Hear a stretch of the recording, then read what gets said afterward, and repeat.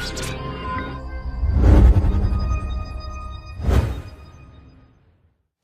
right, what's up everybody? AJA here, back to show you how the sampler works and sample mode.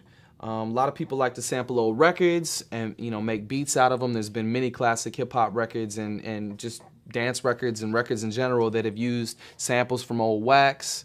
But there's now a new digital era, to where there's iPods and iPads and internet and all this other stuff. So Beatmaking can sample all of that.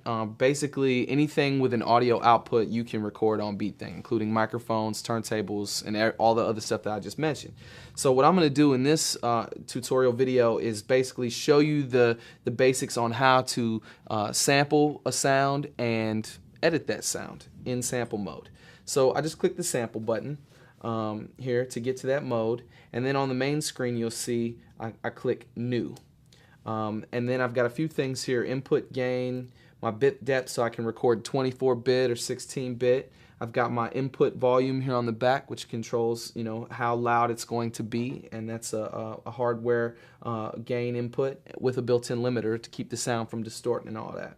So once I got all my settings set the way I want, all I'm gonna have to do is hit record and play, and then I start my record and it's gonna record. So I got my record queued up. Yeah, another classic from Mr. Troutman and Zap. You know what I'm saying? Tupac made it famous, but this is the original. So I'm just gonna get that little sample in there. When I'm done, let's hit stop in both places. And then I've got my sample. And now, I had a little bit of dead air at the beginning of it, and let's say I want to edit that. Now I want to take that sample and I want to edit it. So what I'm going to do here is just click the more button, click more again, and then I'm going to click edit. All right? Now you'll see the waveform of that sample on the screen. And in this case, since I queued up the record or whatever, I have a bunch of dead space at the beginning. The way I get around that is I just click the trim button.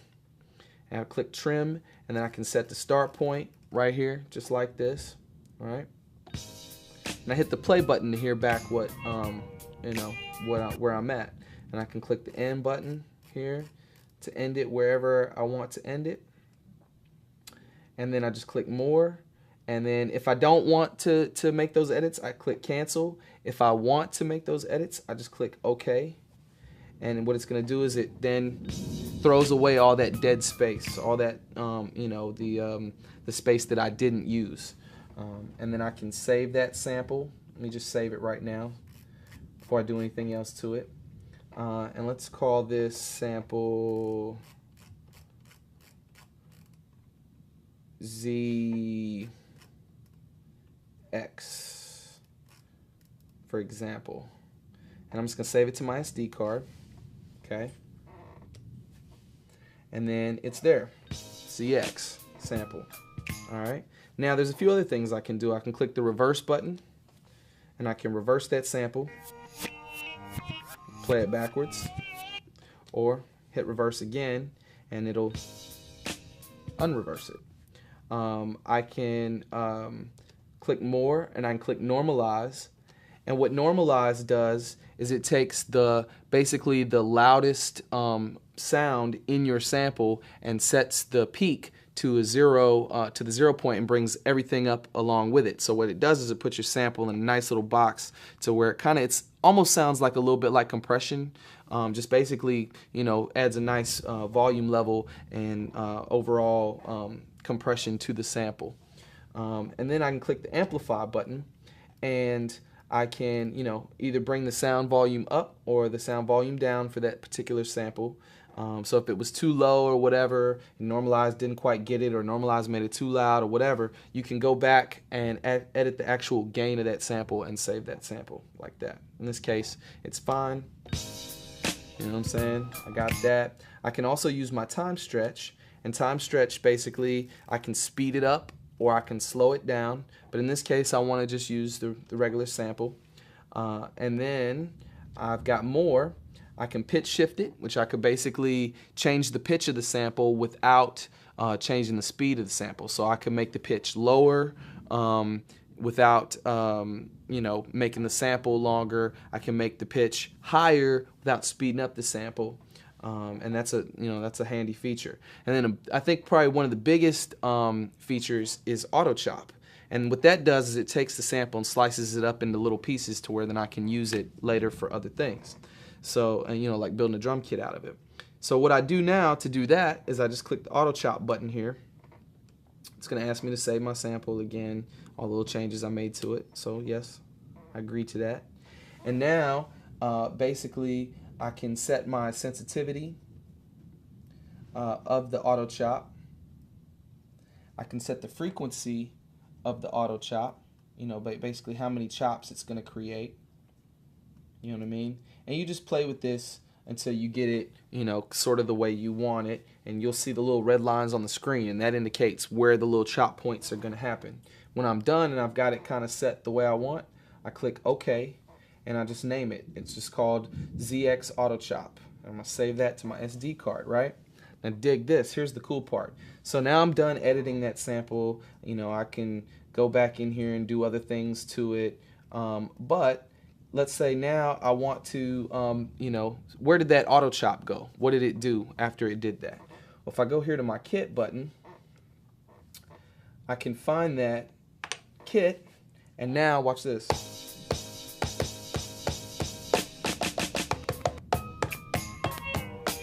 All my chop points are right there, already laid out for me in the kit. Let me turn it up a little bit so I can hear what I'm doing here. Now,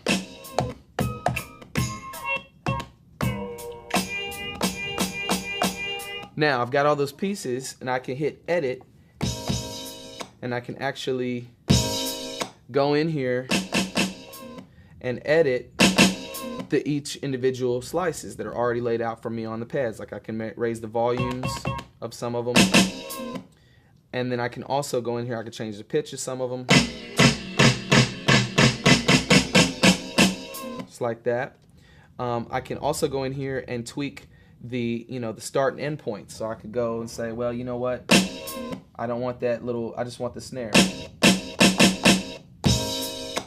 And that has a little blip on the end of it, so I can go and cut that out.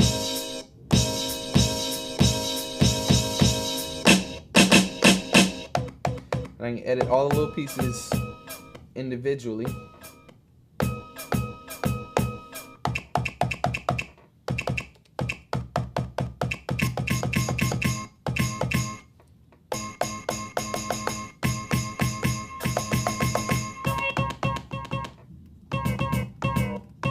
So I can kind of fine tune, you know what I'm saying, what auto chop did. Auto chop gets you in the ballpark, but then you can go back in and still move the start and end points, you know, however you want.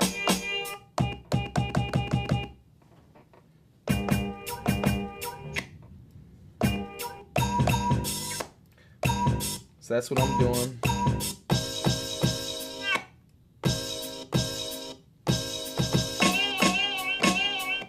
This is gonna be dope. Watch what I do with this.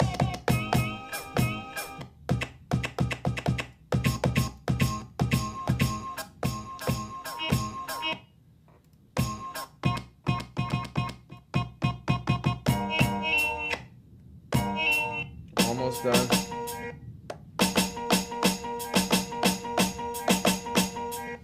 Now, another cool feature in kit mode here is the ability to move everything up at one time. And that's a little tip that I'll show you right quick because it doesn't take long.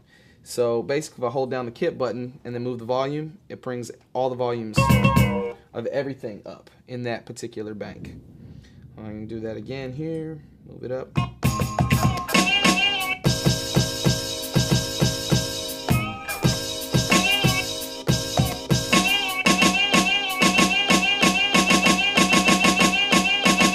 Alright, so now I've got that kit built out of my chopped samples, and I'm ready to make a beat out of it. So what I'm just going to do is just go to pattern mode, find my ZX kit that I just made.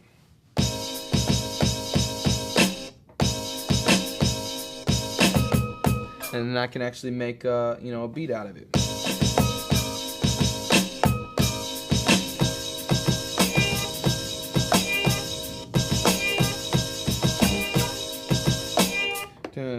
2, 3, 4. Maybe set my tempo to like 90, 91, something like that. Hit record and play.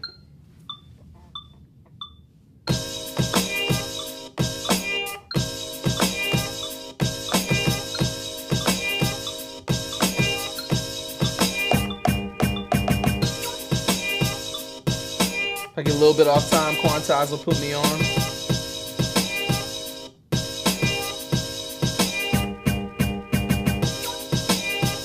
In that case, I could do a little bit better, so let me try it again.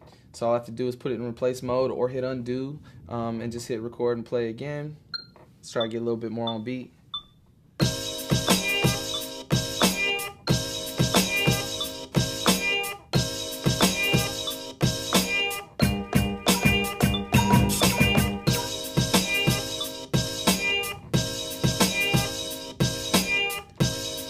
Maybe put a little swing to it.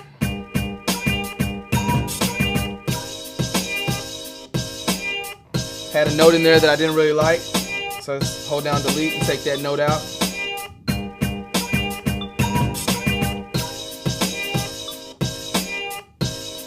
Take those notes out.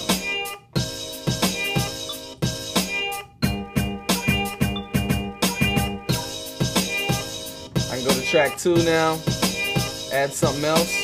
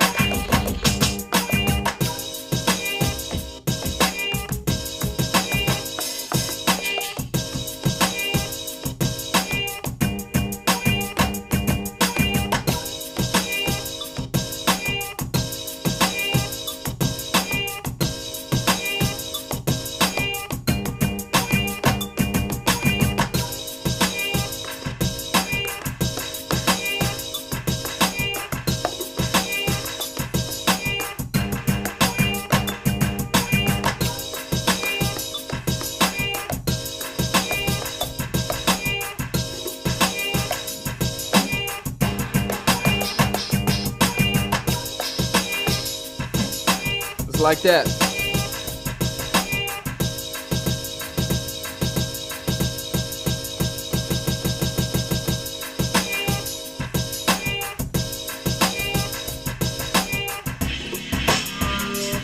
You can drop the pitch of it.